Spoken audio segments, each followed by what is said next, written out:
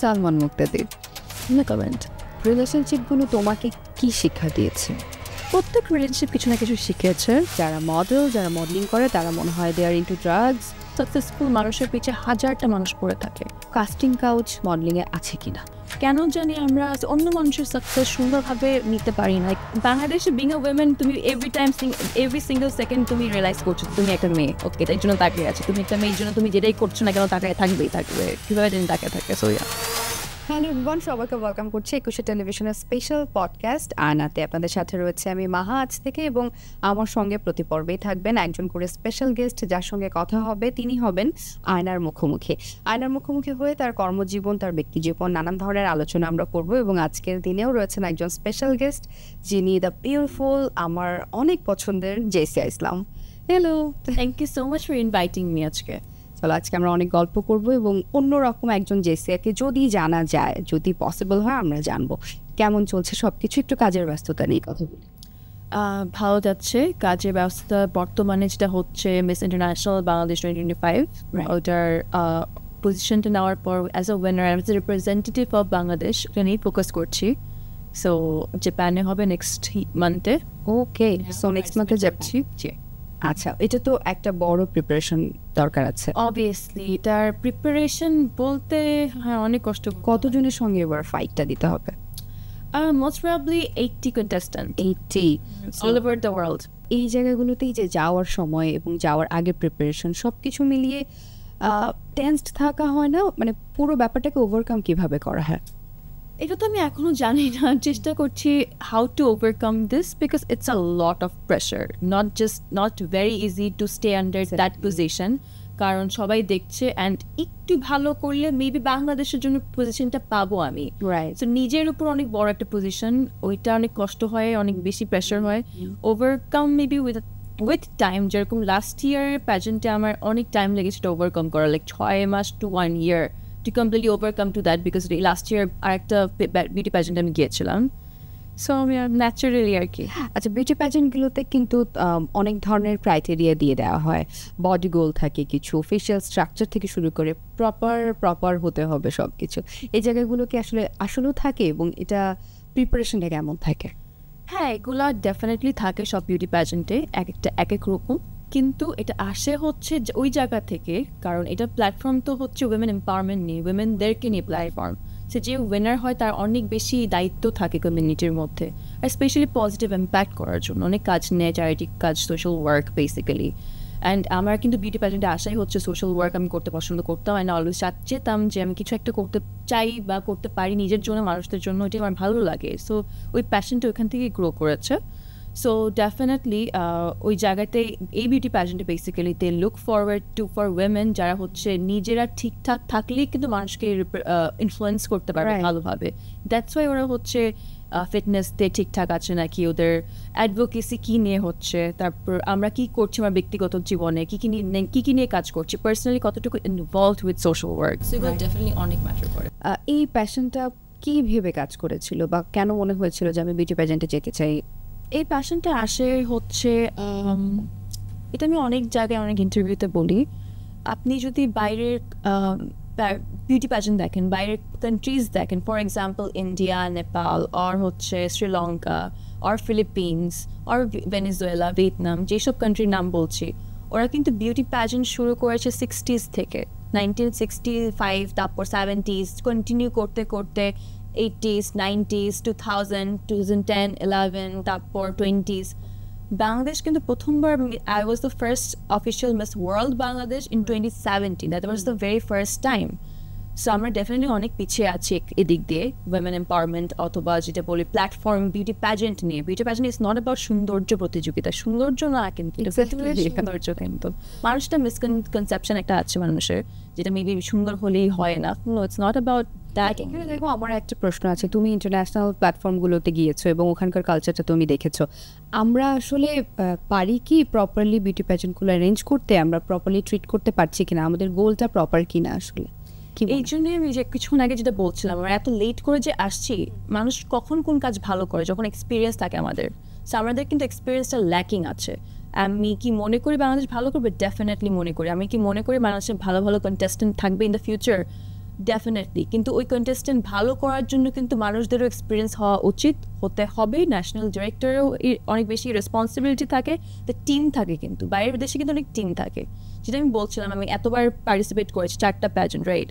This is the first time ever I have a team. এর আগে I never had a team. আমি একা একাই করেছি, একা একাই মনে করো রিসোর্স অনেক জিনিসপত্র নাই বাংলাদেশে, সো এটা হচ্ছে রিসোর্স করতে হয়, ন্যাশনাল কস্টিউম থেকে শুরু করে মানুষের সাথে নিজে থেকে কন্টিনিউ করতে হয়। So it's hard for me from my perspective যে আমি কি আমার পারফরমেন্সে ফোকাস করবো নাকি আমি এগুলো অ্যারেঞ্জ করবো। যেখানে বাইরের দেশের contestant they only focus on their performance, not on the other things, কাপড় চাপড়, গাউন্স কি থাকবে, ইন্টারভিউ স্কিলস থাকবে, কি কি সেগমেন্টস থাকবে, এগুলোতে ফোকাস করতে পারবে। সো এইখান দিয়ে আমাদের ল্যাকিং আছে। ইদানিং যেটা দেখি যে 15 দিনে একটা বিউটি পেজেন্ট নামিয়ে ফেলছে, জাস্ট শুটিং করছে, আমার কাছে যেটা মনে হয়েছে।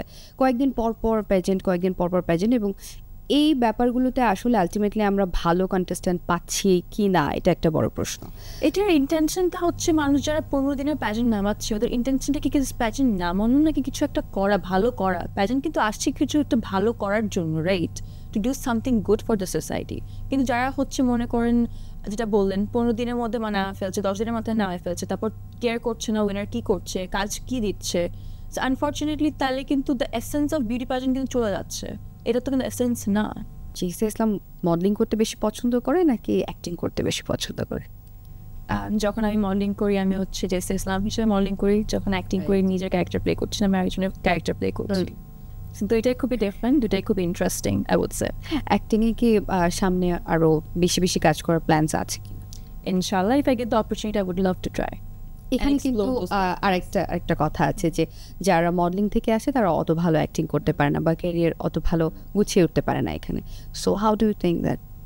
আমার মনে হয় এরকম মন্তব্য অনেক মানুষদেরকে নিয়ে আছে, অনেক প্রফেশনসদের নিয়ে আছে। Ultimately when we respect an artist by seeing their performance and art, so যেহেতু আমার এখনো ওইভাবে কেউ দেখে নাই, so it's okay, but I believe যে in the future if I ever get the opportunity I think I can make people proud.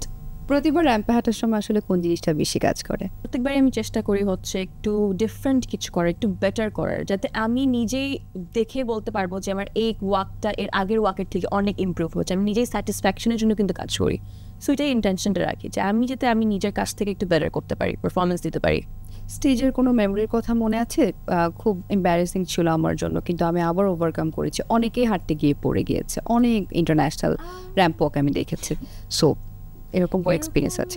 Experience আমার বাংলাদেশে হয়নি, আর ফর্চুনেটলি কিন্তু এবার একবার কিছু একটা হচ্ছে থিঙ্ক বেস্ট ওয়ার্ল্ডের সময়, তখন একদম নতুন ছিলাম। তো আই রিমেম্বার আমার যে গাউনটা লাস্ট মোমেন্টে ট্রায়াল দিয়েছিলাম, বাংলাদেশকে নিয়ে গেছিলাম, অ্যান্ড আমি ওদেরকে রিং দিতে আমি মানা করেছিলাম, বিকজ গাউনে কিন্তু রিং দিলে কিন্তু we have to walk, right, পা লেগে যেত বারবার। সো আমি ডিজাইনারকে বলেছিলাম রিংটা না দিতে, বাট ও লাস্ট মোমেন্টে অ্যাড করে ফেলেছিল, অ্যান্ড ওইটা নিয়ে আমি প্র্যাকটিস করেছি। তারপরও ওটা কিসে জানি বেজে গিয়েছিল, সো এটাতে একটু সমস্যা হয়েছিল, ওরকম আহামরি সমস্যা হয়নি আর কি। ওটা বলে আমি আবার ওভারকাম করেছি ওখান থেকে। ডেফিনেটলি। ওই মুহূর্তে কি মনে হচ্ছিল?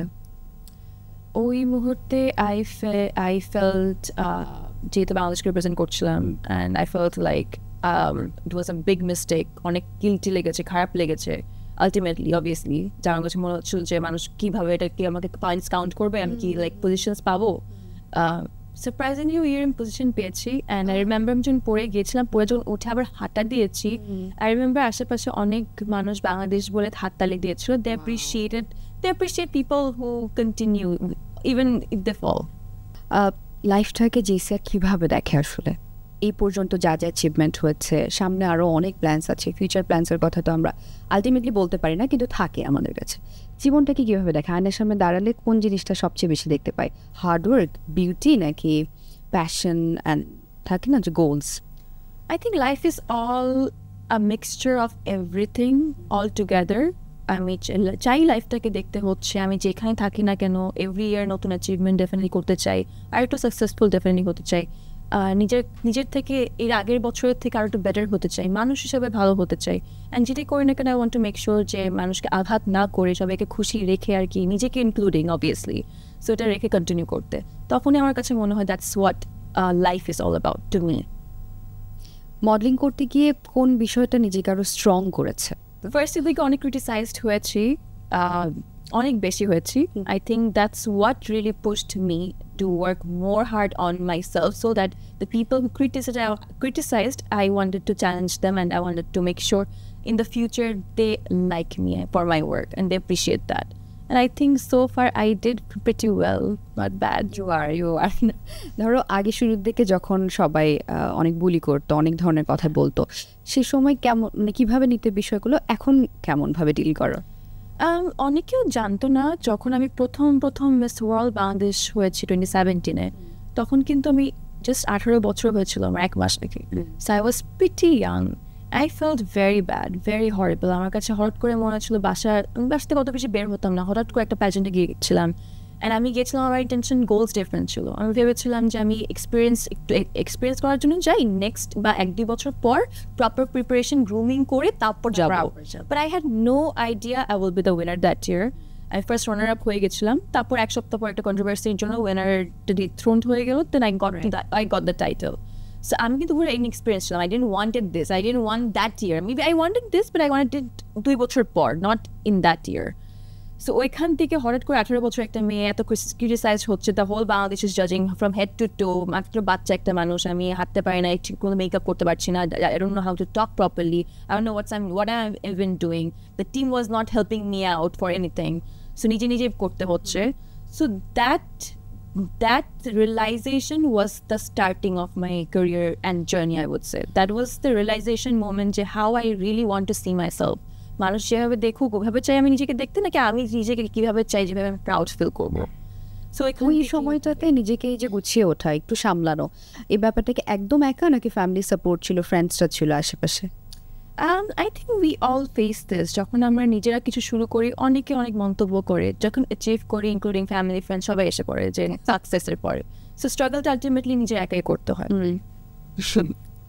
মেন্টাল হেলথ নিয়ে নিশ্চয়ই নিজের কাজ করা হয়। সো ওই সময়ের কথা বলতে গিয়ে কিন্তু আমার মেন্টাল হেলথের কথা বারবার মনে পড়ছে, যে হাউ টু ডিল, অ্যাকচুয়ালি কিভাবে ডিল করো নিজে, কিভাবে মেন্টাল হেলথ নিয়ে ইটস আ ভেরি মানে মেন্টাল হেলথ খুবই গুরুত্বপূর্ণ একটা বিষয় সবার জন্য। এখনকার বিষয়টা আরও বেশি, কারণ everybody is feeling something every day and some people do not even know how to process. So এর জন্য আমাদের বেশি কথা বলা উচিত, ওপেন আপ করা উচিত। আমরা কিন্তু মাঝে নিজেদের মানুষদের সাথেও কথা বলি না, নিজেদের মানুষদেরও বাদ দিলাম, নিজেকে আমরা কখনো রিয়েলাইজ করি না, ওয়্যার করি না যে আমরা খারাপ ফিল করছি, how to go through that, how to sit with ourselves. এসব কিন্তু শিক্ষা ছোটোকাল থেকেই শুরু হয়, থ্রু স্কুলিং, থ্রু পিপল, মানুষ অ্যাডভার্টাইজ করতে হয়। কিন্তু আনফর্চুনেটলি আমার মনে হয় বাংলাদেশে আরও বেশি করা উচিত কম্পারেটিভ টু আদার কান্ট্রিজ। আরও বেশি এটাকে নিয়ে মানুষদেরকে বলা উচিত যে day to day go to a therapist or talk to people, talk to your friends, like talk about এটা একটা ট্যাবু হিসেবে না ট্রিট করা উচিত। It's not a taboo, it's like মানুষের মন তো এরকমই, একদিন খারাপ থাকবে, একদিন ভালো থাকবে, it's very normal. But it's okay not to feel okay. So to continue to live life আর কি throughout the ups and downs. Social মিডিয়ার বলিগুলো কি তোমাকে বদর করে এখন? আর আগে অনেক বদর করতো, বাট এখন অ্যাকচুয়ালি এত বেশি বদর করে না। কেন করে না আমি এখন রিয়েলাইজ করে নিই, বাট অ্যাকচুয়ালি করে না। তো এরকম কোনো ঘটনার কথা মনে আছে, কোনো একটা রিমার যেটা শুনে আমি খুব হার্ট হয়েছিল?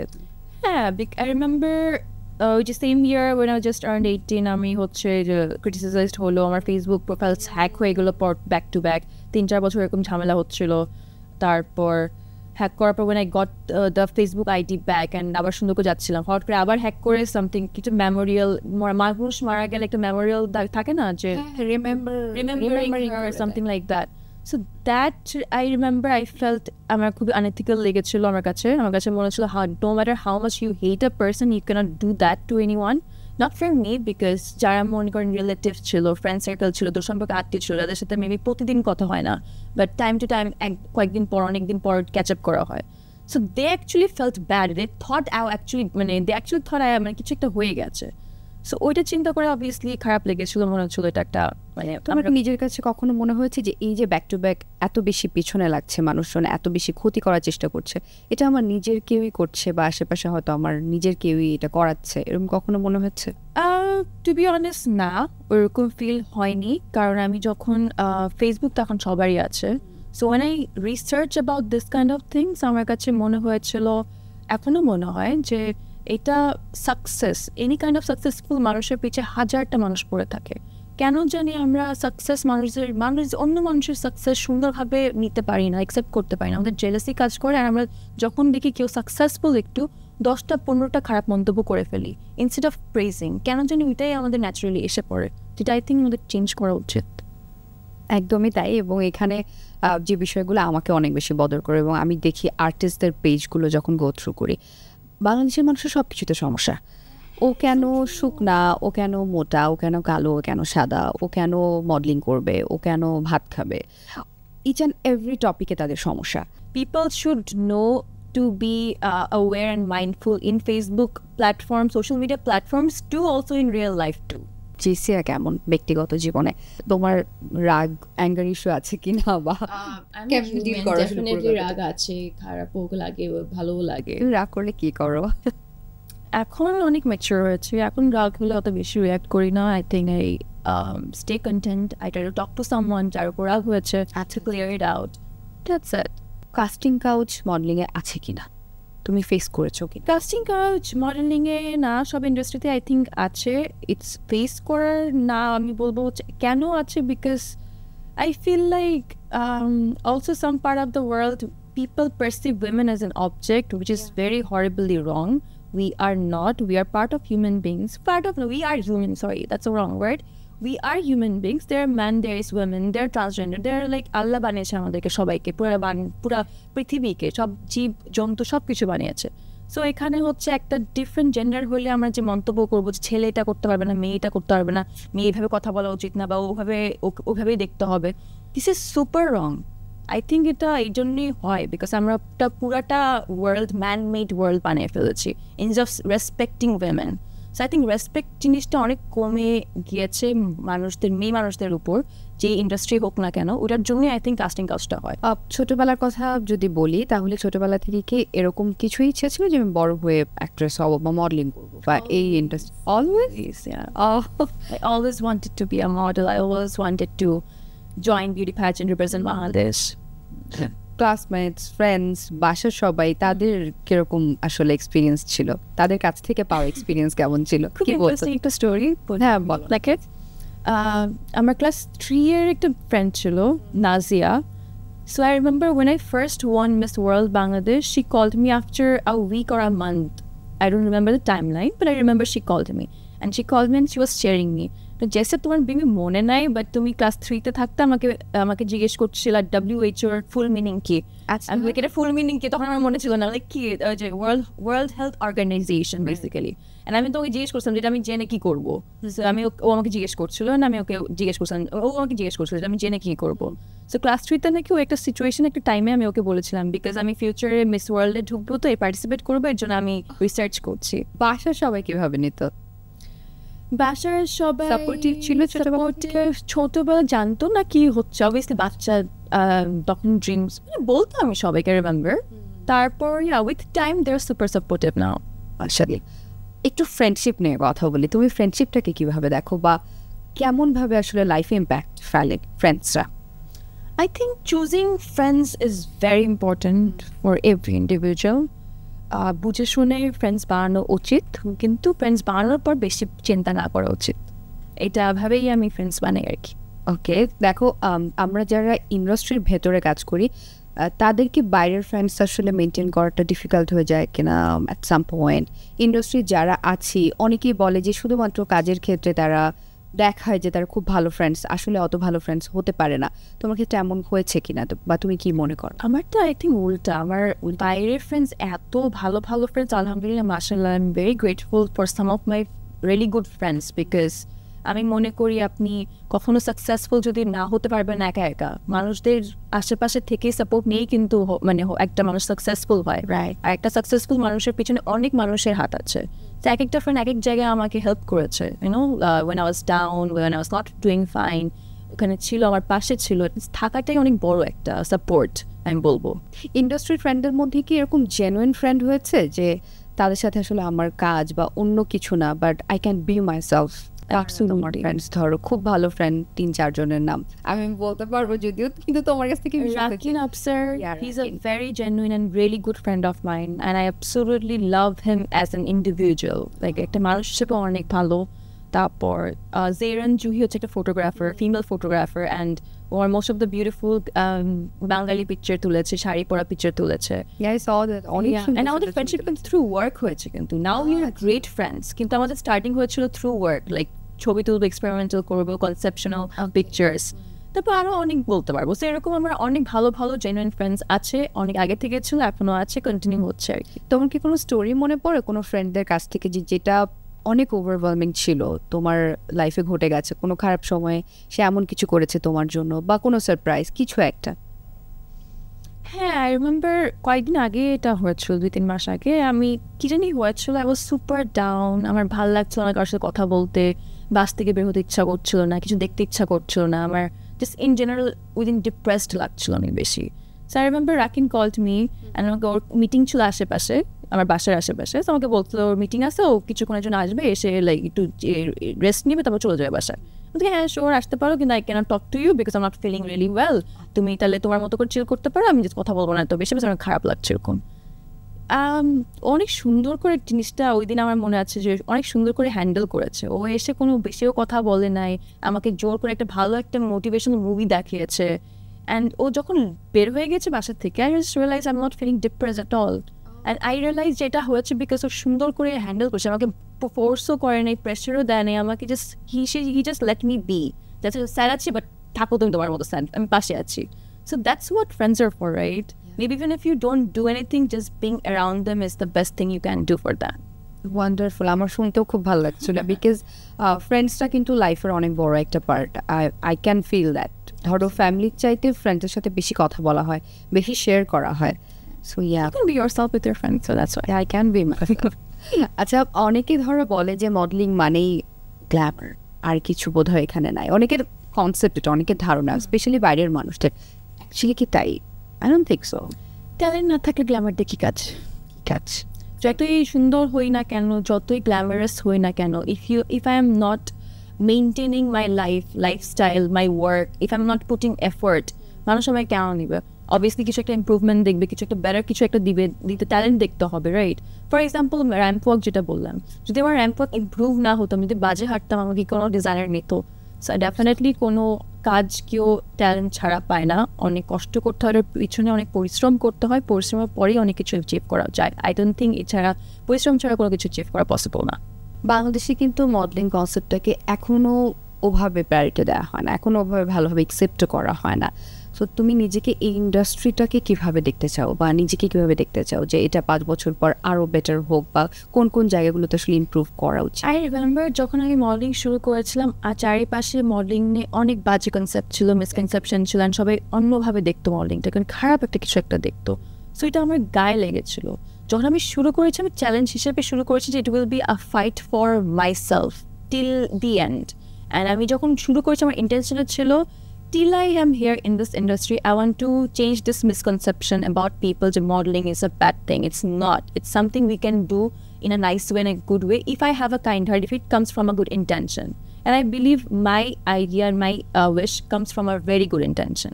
কখনো কি তোমার মনে হয়েছে যে আমি যদি ছেলে হতাম তাহলে আমার জন্য পৃথিবীটা আরও অনেক সহজ হতো, কাজ করাটা আরও অনেক সহজ হতো? এভরি টাইম মনে হয়, অনেক সময় মনে হয়, রাস্তা দিয়ে বের হলেও অনেক মনে হয় যে কেন। I think every women faces that. আমরা যখন বের হই, no matter what outfit we are wearing, kameez পরি বা শাড়ি পরি বা ওয়েস্টার্ন পরি, অ্যাটলিস্ট 10 জন তাকায়, রাইট? সো বাংলাদেশে বিং আ উইমেন, তুমি এভরি সিঙ্গল সেকেন্ড তুমি রিয়েলাইজ করছো তুমি একটা মেয়ে, ওকে, তাই জন্য তাকিয়ে আছে। তুমি একটা মেয়ের জন্য তুমি যেটাই করছো না কেন তাকায় থাকবে, কীভাবে জানি তাকায় থাকে। সো তুমি কীভাবে নিজেকে দেখতে চাও সামনে? কোন কোন কাজগুলোতে বেশি ফোকাস করার প্ল্যান? বলছিলে যে বিউটি প্যাজেন্টে এটাই বোধহয় last time. So after that focus করছি আপাতত, কারণ জাস্ট 1 মাস বাকি আছে, 1 মাসও না 20 দিন বাকি আছে আমার। নেক্সট মান্থে আমি ফ্লাই করছি বিউটি প্যাজেন্ট, অ্যান্ড এটা তো টাইটেল তো 2025, 1 বছর থাকে টাইটেল। সো আপাতত প্ল্যানিংটা হচ্ছে 1টা বছর সুন্দর করে কন্টিনিউ করার। অনেক সোশ্যাল ওয়ার্ক করছি, বাচ্চাদের নিয়ে কাজ করছি, সো ওদের সাথে কনসিস্টেন্ট থাকার, কথাবার্তা বলার, টাইম স্পেন্ড করছি, এটা মেকিং শিওর যে আমি আসার পর ওদের সাথে টাইম স্পেন্ড করতে পারি, তারপর এটা নিয়ে মানুষদেরকে শেয়ার করতে পারি, গল্প শোনাতে পারি, ইন্সপায়ার করতে পারি আর মানুষদেরকে। যেহেতু আমি অনেক বড় একটা ফান্ড চেষ্টা করছি রেস করার, সো আমি আমার কাজটা হচ্ছে ওইটা নিয়ে পরপর। সো 1 বছর পুরো completely dedicatedly focused for Miss International. Okay, চলো এবার একটু ফিটনেস নিয়ে কথা বলি। আমি তোমার ইনস্টাগ্রামে কিছু ক্লিপস দেখছিলাম, তুমি অনেক হার্ড ওয়ার্ক করো, মানে আমি কিভাবে করো আমি জানি না। তুমি কি মেনটেন করো আসলে? জিমে যাওয়া, যোগা করা, ফুড হ্যাবিট? যারা কাজ করে আর একটুখানি জিম করেছে বা আইডিয়া আছে ফিটনেসের ব্যাপারে, ওরা বলতে পারবে। এগুলো করলে কিন্তু স্ট্রেংথ অনেক বাড়ে, মানে নাহলে কিন্তু ম্যাক্সিমাম টাইমে তুমি টায়ার্ড হয়ে যাও। মানে স্ট্রেংথ কিন্তু কোত্থেকে হয়? When you work out on yourself, physical বডিতে তুমি টেক কেয়ার করছো। সো ওইখান থেকে আমার জিম করা শুরু হয়েছে, because I want to make sure আমার স্ট্যামিনা বাড়ানোর জন্য। I want to make sure আমার আমার ব্যাপারটা এরকম ছিল না যে আমি জিরো ফিগারই থাকতে চাই, আমার সবসময় ছিল স্ট্যামিনাটা আমার অলওয়েজ ওয়ান্টেড যে আমার যেটা স্ট্যামিনা অলওয়েজ থাকে। কারণ তুমি তো শুট থেকে আসো, তুমি বলতে পারবে মাঝে মাঝে আমাদের shooting takes sometimes 12 hours, 16 hours, 20 hours, trust me, without any sleep. ওইটা কিন্তু স্ট্যামিনা এনার্জি না থাকলে কিন্তু সাস্টেইন করাটা খুবই impossible, very tough. To make sure আমি যে ওরকম সিচুয়েশন আসলে টায়ার্ড না হই, দ্যাটস ওয়াই আমি ফিটনেসটা ট্রাই করি মেনটেন করার। তোমার কি কখনো এরকম হয় যে একেবারেই ফুড হ্যাবিট চেঞ্জ হয়ে গেছে, আমি একটু পিৎজা বেশি খাচ্ছি বা আমি একটু রাত জেগে ঘোরাফেরা করছি? হয়, আমি অনেক করি এটা, যেটা খেতে ইচ্ছা করে সেটা খাই। পরে আবার কিভাবে কামব্যাক করো? এটা এখন বলতে পারবো আরো সুন্দর করে, কারণ বিউটি প্যাজেন্টে যাওয়ার আগে আমি একটু একটা ফেজ যাচ্ছিল আমার, যে আমি সব কিছু খাচ্ছিলাম, আইসক্রিম খেতে ইচ্ছা করছে, এটা খেতে ইচ্ছে, জাঙ্ক ফুড। তখন তো বডি মনে হচ্ছে কি ইচ্ছা করছে, অবভিয়াসলি খাওয়া উচিত। যখন বিউটি প্যাজেন্টে আবার পার্টিসিপেট করছি, তখন আমি চিন্তা করলাম যে না, এখন তো বিউটি প্যাজেন্টে ফিটনেস তো দেখবে, এখন এটা তো আমি জাজ হবো। সারাদিন যেটা খেয়েছি, যেটা আমি গেইন করেছি, এটা আবার লুজ করতে হবে। এখন একটু কষ্ট হচ্ছে, তো এখন আবার স্ট্রিক্ট মেনটেন করছি। দিস ইজ হোয়াট গোজ। যখন আর নতুন কোনো কাজ আসে তখন আবার মেনটেন করি। তুমি অ্যাক্টিংয়ে কাদেরকে ফলো করো? কাজ দেখা হয় কিনা এখানকার? অবশ্যই দেখা হয়। অ্যাক্টিংয়ের তাসনিয়া ফারিনের, তার অ্যাক্টিং আমার কাছে অলওয়েজ মনে হচ্ছিল খুব ন্যাচারাল মনে হয়। আর তোমার তো ফিউচার প্ল্যানস আছে আসলে যে অ্যাক্টিংয়ে একটু বেশি বেশি কাজ করা বা বড় পরিসরে কাজ করা? তুমি ফোন করেছো অলরেডি, এরপরে আরও বড় পরিসরে কাজ করা। সো ওইটা নিয়ে আসলে কেমন প্রিপারেশন থাকবে নিজের? মেকিং শিওর যে if I get one opportunity আমি যাতে ফাটাই দিতে পারি। সো এটার জন্য প্রিপারেশন করছি, অ্যাক্টিং স্কিলস স্যার ইনভলভমেন্ট হচ্ছে আরও বেশি। অ্যাক্টিং স্কুলস, এটা it's not about camera on হয়ে গেছে মুভি শুরু হয়ে যাবে, হ্যাঁ, it's a lot of work, lot of hard work. তুমি যখন র্যাম্প ওয়াক করছো রেগুলার, তখন পুরোপুরিভাবে অ্যাক্টিংয়ে ফোকাস করা আসলে সম্ভব কিনা, বা পরবর্তী তুমি কমিয়ে দেবে কিনা ramp ওয়াকটা? I think life is all about balancing everything when you're growing up. I'm sure you have a mother and you're fulfilling your responsibility as a daughter, as a sister, as a friend, as a working woman. I'm sure তোমার কোনো প্যাশনও আছে, হাঁটতে যাও বা বই পড়ো কিছু একটা, ওটাও করছো, সব তো সুন্দর করে আমরা ব্যালেন্স করছি, right? But when it comes to a profession of women, why we giving us an option যে আমরা দুটো একসাথে করতে পারবো? লাইফ হচ্ছে সারা জীবন একসাথেই করে করে বড় হয়েছে, কেন করতে পারবো? চলো এবার একটু রিলেশনশিপ নিয়ে কথা বলি।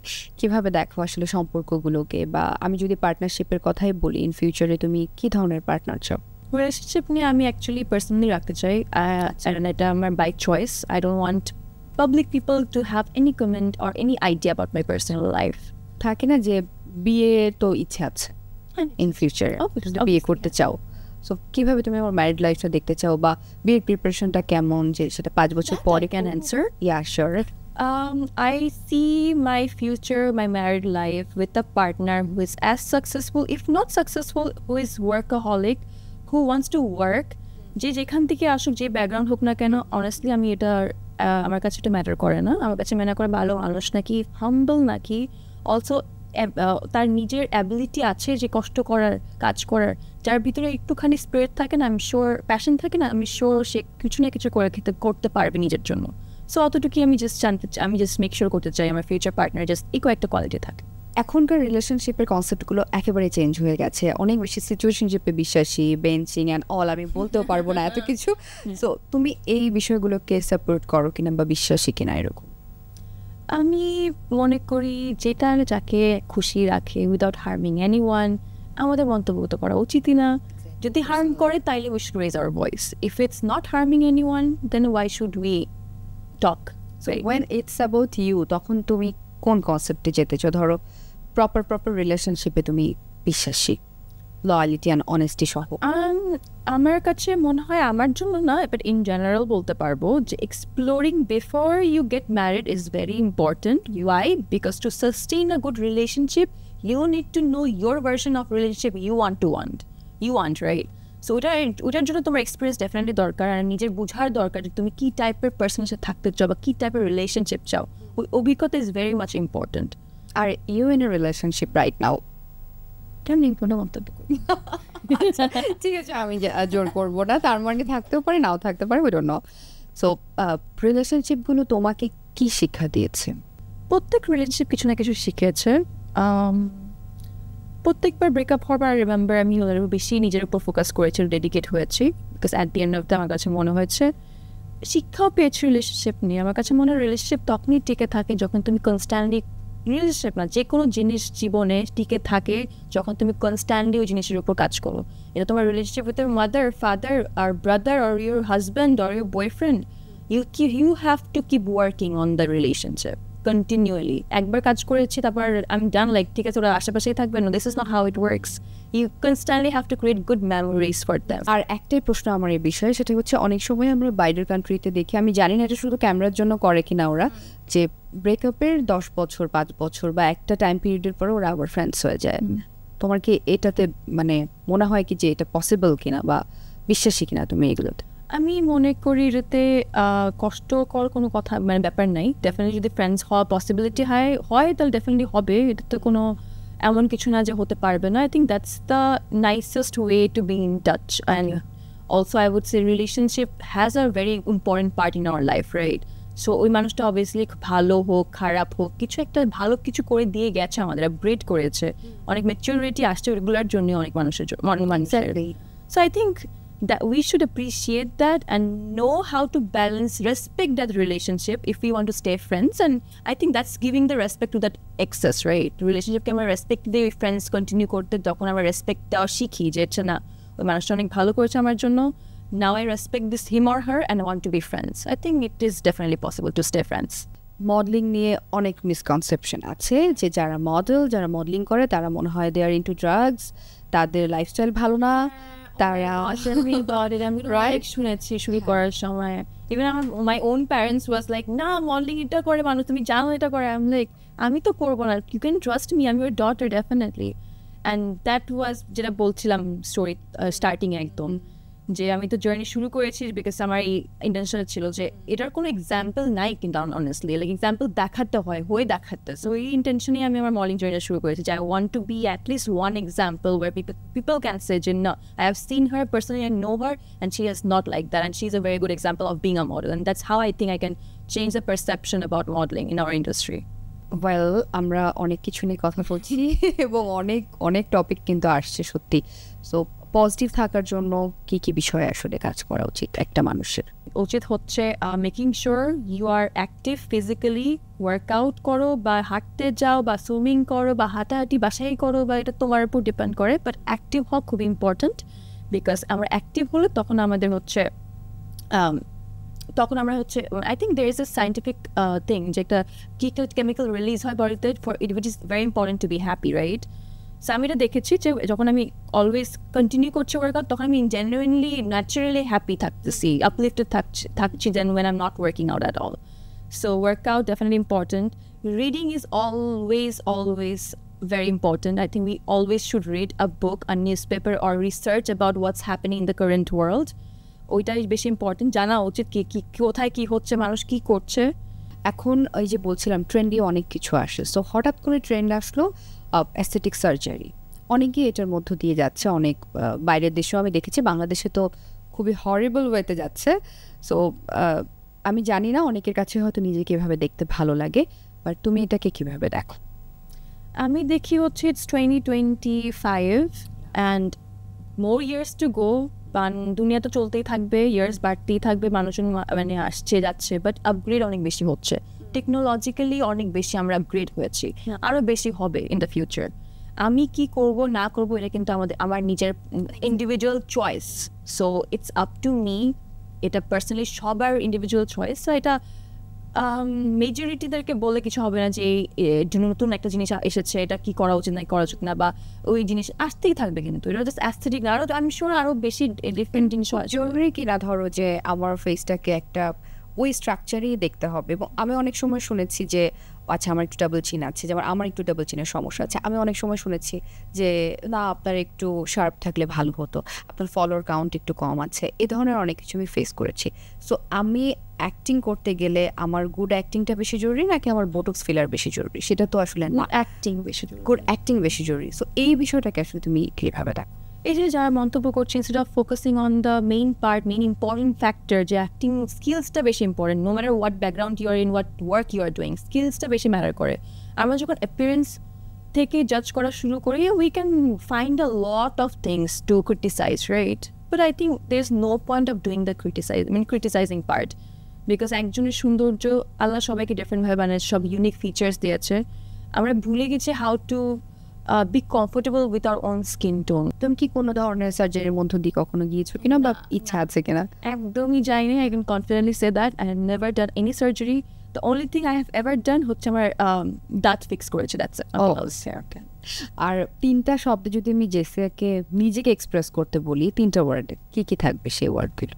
ডেডিকেটেড, কারেজ, আর নাইস মেইন। আচ্ছা, সোশ্যাল মিডিয়াতে তুমি কোন কন্টেন্টসগুলো বেশি দেখতে চাও এবং কোনগুলো দেখতে চাও না? আমি মানুষের ফ্রাস্ট্রেশন একদমই দেখতে চাই না। কনস্ট্রাকটিভ ক্রিটিসিজম যদি থাকে সোশ্যাল মিডিয়াতে পোস্ট মানুষদের, ওটা অনেক অ্যাপ্রিসিয়েট করি। যারা হচ্ছে নিউট্রাল হয়ে কথা বলতে পারে, ওই ক্ষমতা খুবই ইম্পর্টেন্ট। আমার মনে হয় ওইরকম চর্চা মানুষের আরও বেশি করা উচিত। That will help us to go somewhere, because এইসব আজেরা কথা বলে অ্যাকচুয়ালি কোথাও আগায় না কথাবার্তা, জাস্ট মানুষ কমেন্ট সেকশনে থেকে যায়, সোশ্যাল মিডিয়ায় থেকে যায়, nobody does anything about it, impact হচ্ছে না। সো ওইগুলোর কন্টেন্ট হিসেবে ফ্যাশন ভিডিওস অনেক বেশি দেখি, বিউটি প্যাজেন্ট ভিডিওস অনেক দেখি, তারপর র্যান্ডম কুকিং শোজ, তারপর তুমি রান্না করতে পারো? এই জন্য দেখি। আচ্ছা, ওকে, তোমার নিজের কাছে কি মনে হয়, তোমার সিক্রেট লাভার অনেক বেশি নাকি হেটার্স অনেক বেশি? I would like to believe secret lovers better than haters, because hatred is not a good feeling to continue your life with. True. Social work নিয়ে কথা বলছিলাম, তুমি সোশ্যাল ওয়ার্কের সাথে আছো এবং করতে চাও ইন ফিউচারে। What about politics? তোমার কি কখনো ইন্টারেস্ট কাজ করেছে যে I want to be a politician?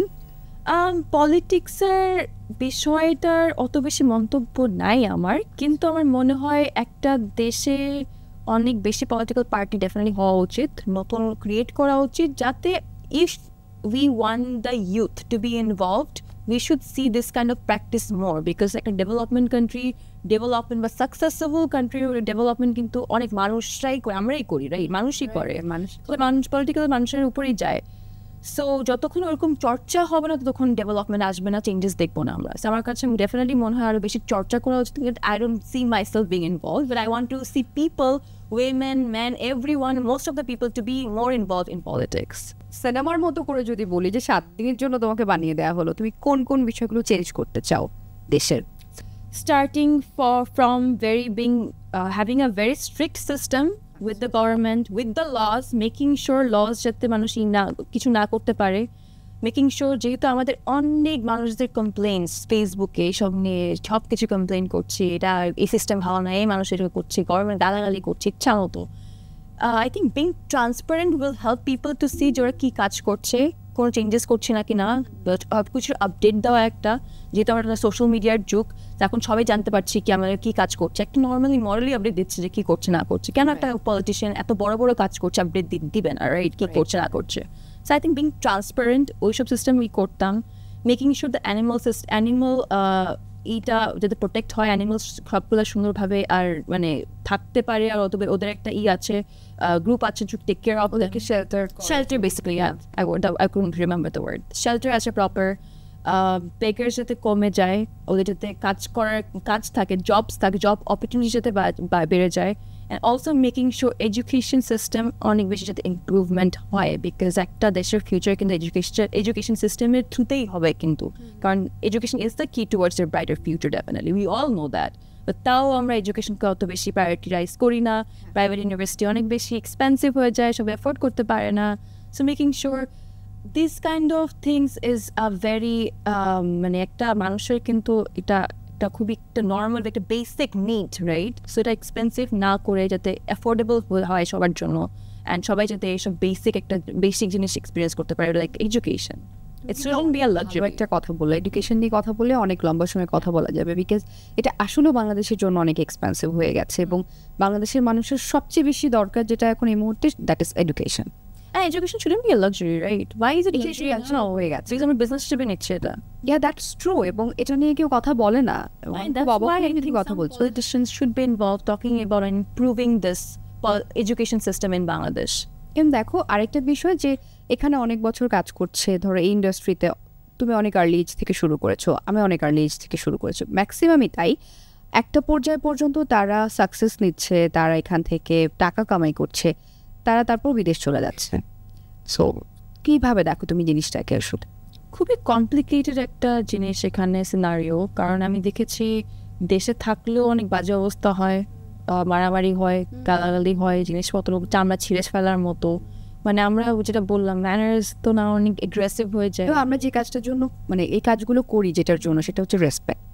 হ্যাঁ, রেসপেক্টটাও তো প্রপারলি দেওয়া হয় না। Exactly, respect is the most important part. Respect যদি না দেওয়া হয় একটা মোস্ট ডিমোটিভেটেড হবেই, যে আমি এত কাজ করছি, এত স্যাক্রিফাইস করছি কার জন্য? সবার জন্যই তো করছি। যখন আমি তোমার জন্য মানে আজকে দিন রাত 24 ঘন্টা তোমার সাথে 1-2 বছর কাজ করছি, আর তুমি আমাকে ইচ্ছা মতো গালি দিতে আসো, দিচ্ছই আর হেট্রেড দেখাচ্ছই, আমি 2 বছর পর কিন্তু আর মোটিভেট ফিল করবো না। আমি মনে করবো লাভ নেই আমার এটা তোমার সাথে কথা বলার বা আরেকজনকে মানে এই টাইম দেওয়ার much more better then talking being around you. So why would I spend my time and give my effort on helping you if you do not want the help? So আমি rapid fire কিছু question করছি, এক কথায় উত্তর দিলেই হবে। Beauty নাকি talent? Talent. ওকে। সাজগোজ করতে বেশি সময় লাগে নাকি না রেডি হয়ে অনেক সময় বের হয়ে যাওয়া? রেডি না হয়ে অনেক সময় বের হয়ে যাওয়া হয়। ওকে। লাইট ক্যামেরা অ্যাকশন নাকি বাসা, নেটফ্লিক্স অ্যান্ড সাইলেন্স? বাসা, নেটফ্লিক্স অ্যান্ড সাইলেন্স। মানে হোম ওভার এনিথিং। আচ্ছা, সেলফি নাকি ক্যান্ডিড? ক্যান্ডিড। সবচেয়ে বেশি ক্রাশ কাদের উপরে ছিল, স্পোর্টসম্যান নাকি অ্যাক্টর? অ্যাক্টরস। ওকে। সো আমার আর অল্প কিছু কোয়েশ্চেন আছে, কিছু মানুষদের নাম বলবো, কিছু আর্টিস্টদের নাম বলবো যাদের ব্যাপারে কোনো এক লাইনে কিছু বলার থাকলে বা হেডলাইন হলে কেমন হওয়া উচিত আসলে নিউজ পেপারে। Shakib Khan. The one and only hero, superhero from Bangladesh. Apu Biswas. মাশাআল্লাহ অনেক সুন্দর। ওকে। বুবলি। বুবলি মাশাআল্লাহ অনেক talented. Rakin Afsar. Oh damn, অসাধারণ কন্টেন্ট ক্রিয়েটার।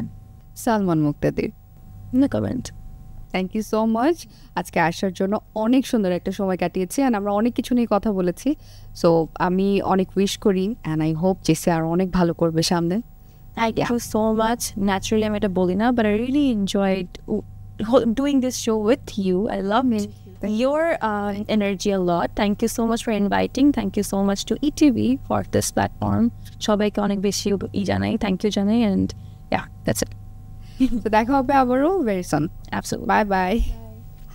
প্রিয় দর্শক, এই ছিল আমাদের 21 টেলিভিশনের স্পেশাল পডকাস্ট আয়নার আজকের আয়োজন। আশা করি পুরো আয়োজনটি আপনারা উপভোগ করেছেন, ভালো লেগেছে। আগামী পর্বে আবারও দেখা হয়ে যাবে স্পেশাল কোনো গেস্টকে সাথে নিয়ে। সে পর্যন্ত ভালো থাকবেন, সুস্থ থাকবেন, 21 টেলিভিশনের সাথে থাকবেন।